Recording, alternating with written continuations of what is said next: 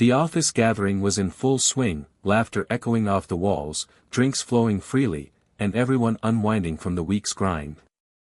But as Mike searched the room for Sarah, a knot of worry twisted in his stomach. They'd arrived together, yet now she was nowhere in sight, and it wasn't like her to just disappear.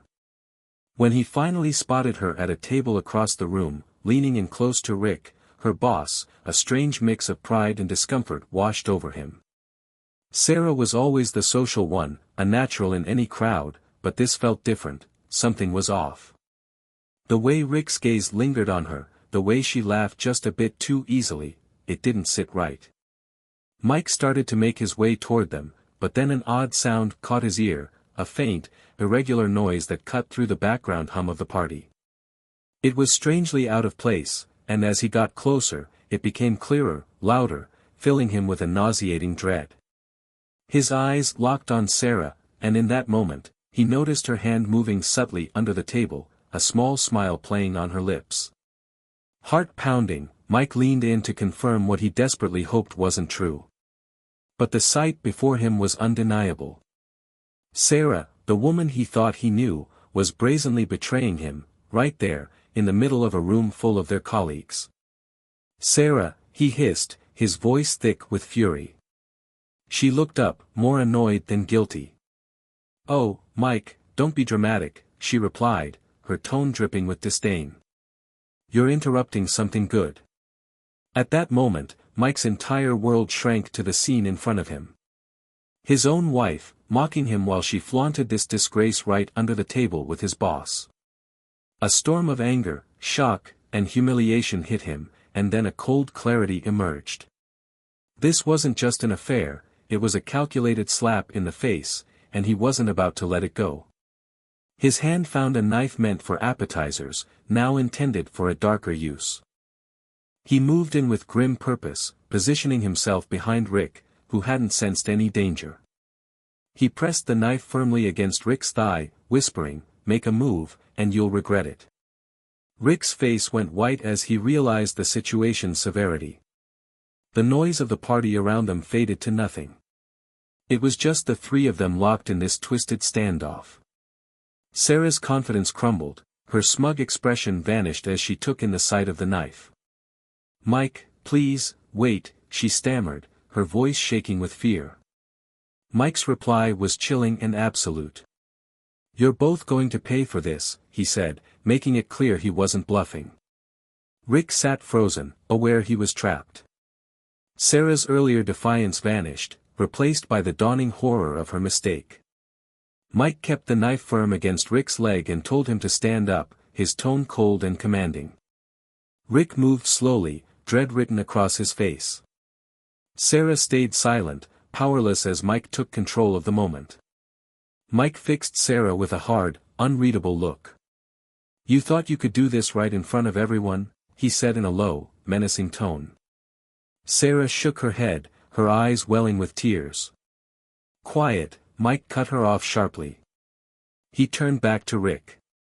"You're going to walk out with me, nice and easy. No sudden moves, or this knife comes into play." Rick nodded frantically, all his usual confidence drained. With a steady grip on the knife, Mike guided him toward the exit, focused on every step. The party buzzed on around them, oblivious. As they neared the door, Mike shot a final look at Sarah. "You've made your choice," he said, his voice dripping with finality. "Live with it." With that, he pushed Rick through the doorway, leaving Sarah behind, standing alone, her life unraveling around her. Mike held his grip on the knife firmly, pulling Rick out of the room. The laughter and chatter that filled the space moments earlier faded into a tense silence as the crowd turned to watch, wide-eyed and fearful. All eyes locked on Mike as he took command, his voice slicing through the quiet. At first, everyone froze, unsure of what to do. But then, one by one, they moved toward the exit, faces pale, whispering amongst themselves. Within minutes, the room was empty except for Mike, Sarah, and Rick. The door clicked shut, leaving them in the dim, suffocating silence. Rick tried to speak, but Mike pressed the knife harder into his side, forcing him quiet. You'll do exactly as I say, or this night won't end well for you, Mike warned, voice low and deadly. Sarah, who had been frozen in shock, finally spoke up, desperation lacing her tone. Mike, let's talk this out. There's nothing left to discuss. Rick was now fully aware of the danger he was in. What do you want? He whispered, fear in his voice. Write your resignation letter, Mike said, voice cold and steady. Effective immediately. And I want you to include every single reason why. Rick swallowed, his gaze darting nervously between Sarah and Mike. I'll do it. Just, don't hurt me, he pleaded. Sit down, Mike ordered, guiding Rick to a desk in the corner. He kept the knife against Rick's side as he lowered himself into the chair, hands trembling. Sarah stepped forward, her voice edged with panic. Mike, this isn't the way. We can figure something out. Without warning, he struck her across the face. You don't get to speak, he snapped. You're going to pack your things and leave my house tonight. Mike, please, she began, but he cut her off, his tone ice-cold. Don't test me, Sarah. Or would you rather I call the police? Think about how they'd see all this. Sarah's face went pale, the gravity of the situation sinking in. She nodded, eyes wet with tears, and fell silent. Turning back to Rick, Mike watched him stare at the blank computer screen. Get typing, he commanded, his tone leaving no room for argument. Rick slumped in the chair, hands shaking as he placed them on the keyboard, his face ashen and stripped of any semblance of his former confidence. Mike loomed behind him, the knife still firmly in his grip, an ever-present threat. Start typing, he commanded, his voice steady but unyielding. This resignation letter had to be flawless. Rick nodded, his fingers fumbling over the keys as he began. Each word felt like a nail in his own coffin. He could feel Mike's intense gaze, watching every word as it appeared on the screen. The silence was suffocating, broken only by the sharp clicks of the keyboard. Mike's eyes narrowed as he read over the sentences on the screen, his tone casual, as though they were discussing routine business. Add the part about the embezzlement, he instructed. Rick's fingers froze mid-air, his face going pale. Embezzlement? I don't know what you're talking about, he stammered, his voice trembling with panic. Don't play dumb with me, Mike shot back, his tone cutting and precise. I've known about it for months. Every dollar you skimmed, every faked report, I've got it all documented. You're going to admit to it, right here and now. Rick's face twisted with despair as he looked toward Sarah, who stood by the door, eyes swollen from crying. She glanced away, unable to offer him a shred of comfort, leaving him entirely on his own. Rick resumed typing, his hands shaking more with each word. Mike, meanwhile, picked up some scattered papers from the desk, flipping through the figures and reports with a neutral expression. The clicks of the keyboard continued, each one marking another notch in Rick's downfall. Sarah's breath caught with each line that appeared, affair. Embezzlement. Deception. Rick's fingers trembled even harder, his confession taking form on the screen. Leaning in closer, Mike added another line, instructing Rick to write about how he was resigning to avoid a scandal, claiming it was the only way to salvage his reputation. Rick looked up, his expression defeated. Mike, this is too much. I'll lose everything, he pleaded. You should have thought about that before you got mixed up with my wife and tampered with my company's money, Mike replied, his voice cold and unsympathetic. Rick continued typing, including the final details of his confession. When he was done, he slumped back into the chair, exhausted. Without a word, Mike grabbed the mouse, clicked print, and waited as the printer came to life, producing the resignation letter. He picked up the freshly printed document and handed it to Rick along with a pen. Sign it, he ordered. Rick took the pen, his hand unsteady, and scribbled a barely legible signature at the bottom of the page. He passed it back to Mike, who glanced over it with a nod of approval. Now, you're going to call the board, Mike said in an unnervingly calm tone. Tell them you're resigning for personal reasons. No need to get into specifics, but make it clear it's effective immediately. Afterward, you'll send them this letter, they'll have it waiting for them first thing in the morning. Rick's gaze fell to the phone on the desk, his expression one of resignation and dread. With trembling hands, Rick picked up the receiver and dialed the number for the chairman of the board. His face was drained of color as he waited for the call to connect. When it finally did, he forced himself to speak. It's Rick, he stammered. I'm resigning. Effective immediately. It's, for personal reasons. I'll send a formal letter first thing in the morning. Mike hovered over him, knife still in hand, listening to each shaky word. The call was brief, ending with Rick's faltering goodbye. As the call ended, Mike took a step back, setting the knife down at last. He looked at Rick, who stood there, hollow and defeated. After a tense silence, Mike spoke in a cold, unfeeling tone. Get out of my sight. Without hesitation, Rick rose from the chair and hurried toward the door, never glancing back at Mike or Sarah. He left as a mere shadow of the man he had once been. Sarah watched Rick disappear, then turned to face Mike. Her heart was pounding as she tried to find the words, but nothing came out. Mike's gaze met hers, and she saw something that terrified her, a cold detachment, as if she were nothing but a stranger. I'll pack my things, she managed to whisper. Mike's response was firm and final. Be gone before I get home, he stated, or I'll have the police take care of it. Sarah stood alone in the dim room and slowly sank to her knees, sobbing uncontrollably. She looked up at Mike, her voice barely a whisper as she pleaded, I'm sorry. Please, I'll do anything to make this right.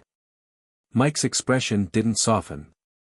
His voice was as icy as his gaze as he looked down at her, unmoved by her desperate pleas. She could see her betrayal still vivid in his mind. Leave now, or I'll call the police, he repeated, his tone as unwavering as before. Sarah opened her mouth, perhaps to beg for another chance, but the look in his eyes silenced her. There was no forgiveness left, no way to fix what she'd broken. Feeling the weight of her actions, she turned and stumbled toward the door, her footsteps echoing in the empty room. Each step felt heavier than the last. She paused briefly at the doorway, casting one final glance back at Mike. He remained silent, his stillness extinguishing any last hope she might have held. She swallowed hard, then slipped out the door, closing it firmly behind her. Mike stood motionless, the rush of adrenaline still coursing through his veins. He replayed the night's events in his mind, the shock, the fury, and the controlled, calculated response he had delivered.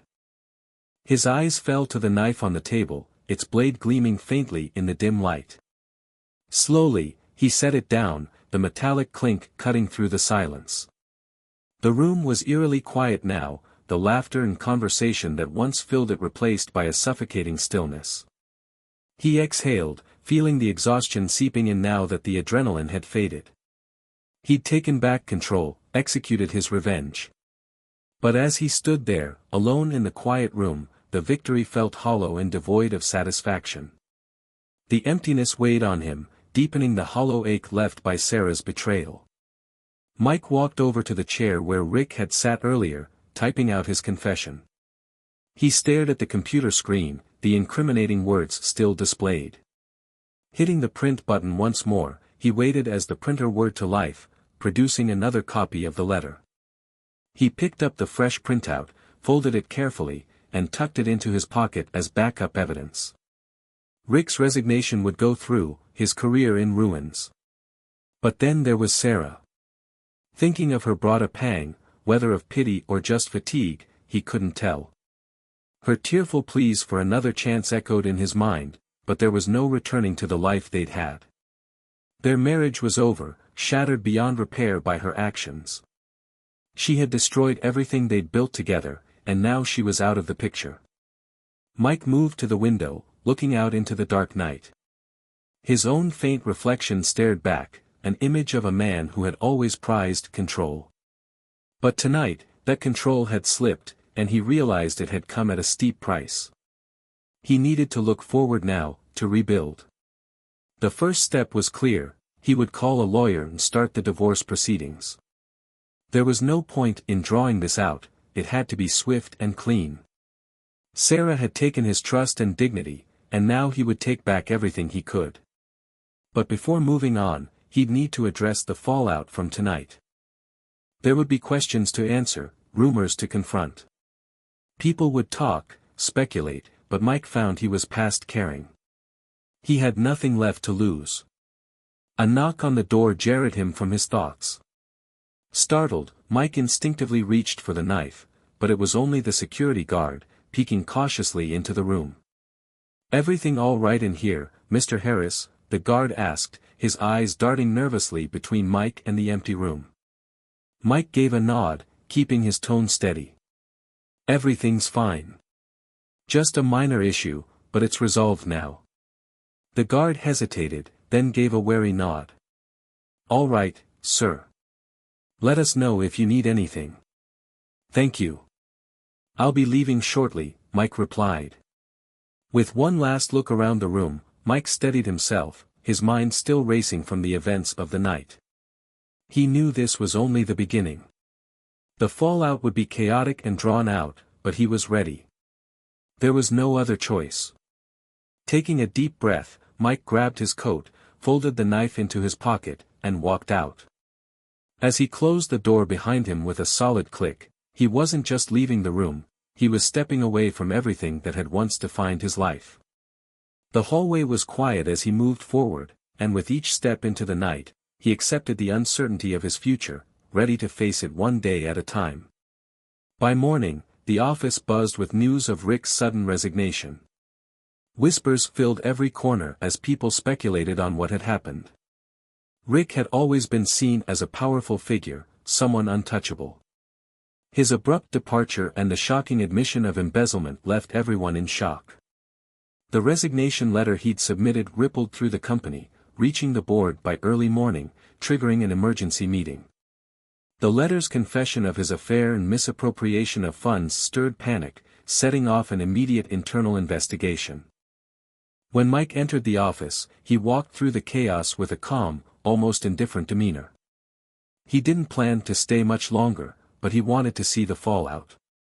Moving down familiar hallways, he passed Rick's now vacant office. The door was slightly open, revealing a space once filled with symbols of authority, now empty. A twisted satisfaction washed over Mike. The man who had tried to ruin him was now dealing with his own undoing. Mike continued, steps purposeful, his mind clear on what he needed to do next. Sarah was gone from his life, out of his home. He neither knew nor cared where she was.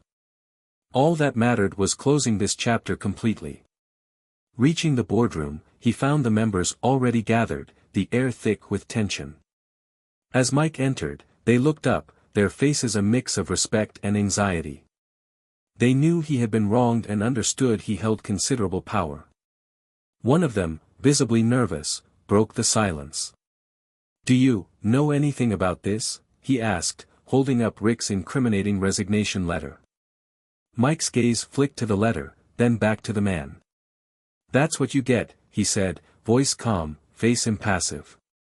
A heavy silence followed, and the board members exchanged uneasy looks as they began to grasp the full impact of Rick's confession. Potential lawsuits, the company's damaged reputation, and eroded trust from investors were all at risk. Mike saw their fear, understanding that Rick's downfall was only the beginning of a greater crisis. Without waiting for their response, Mike turned and left. He had no interest in hearing their attempts to justify or salvage what remained. His choice was made, and he had no reason to look back. Mike had already made up his mind. He reached into his pocket, pulled out a folded piece of paper, and placed it on the table in front of the board members. They stared at it, clearly puzzled. One of them picked it up and unfolded it, his eyes widening as he read. It was Mike's resignation letter. "I'm leaving," he stated calmly, effective immediately. The room erupted in murmurs, but Mike silenced them with a raised hand. "No need to worry," he continued, "I'm not taking anything." He made it clear he wouldn't be collecting any severance or benefits, he was walking away from it all. Shock registered on their faces, they'd assumed he would use the situation to his advantage, but he was leaving the company entirely. At the door, Mike paused and looked back at the men who had once been his colleagues and superiors. "You'll be hearing from my lawyer," he said, his voice low and assertive. "And I strongly suggest full cooperation for your own sake." With that, he exited, closing the door softly behind him, never looking back and without a second of doubt. The chaos he had stirred was now theirs to deal with, not his. He walked down the hallway, passing employees who quickly diverted their gaze, too intimidated to make eye contact. But Mike felt nothing. He was done with this place and everyone in it. All that mattered now was moving forward. Stepping out of the building into the morning light, he took a deep breath, inhaling the fresh air, a stark contrast to the stifling atmosphere he'd just left. For the first time in years, he felt an unmistakable sense of clarity. The road ahead was uncertain, but it was his, free from the shadows that had once loomed over him. As he continued down the street, the weight of the night's events gradually lifted from his shoulders. There would be challenges ahead and consequences to face, but he was ready. He'd faced the worst and was now truly free. As he walked away from the office building, his thoughts lingered on everything he had left behind. He'd lost his wife, his job, and the life he'd spent years building. But with those losses came an unexpected clarity. His marriage had ended long before Sarah's betrayal came to light, and the job that had once been his pride had become a source of bitterness. By leaving, he had shed the last remnants of a life that wasn't his to hold on to any longer. Eventually, Mike reached a small park he had often passed without a second thought. Today, it called to him. Finding a bench beneath a tree, he sat down and let the quiet surroundings envelop him. The world moved around him at its usual pace, people hurried by, cars honked in the distance, but for Mike, time slowed. He took a deep breath, savoring the simple joy of just existing. Pulling out his phone, he noticed the flood of unread messages and missed calls from worried colleagues and curious friends. He knew Rick's resignation and the resulting scandal would be the talk of the day, but he had no desire to engage in the gossip. With a swipe, he turned off his phone and slipped it back into his pocket, severing his final tie to the past. For the first time in years, he looked toward the future with a sense of excitement. He had no specific plans, but that didn't bother him. His life had been constrained by routines, obligations, and the pressure to meet others' expectations for too long. Now, he finally had the freedom to choose his own path, to discover the possibilities that lay ahead. A quiet chuckle escaped him as he marveled at how different he felt from the man who had walked into that office just hours earlier. He was free, and for the first time in a long while, he felt alive. This was his new beginning, and he was ready to embrace it fully.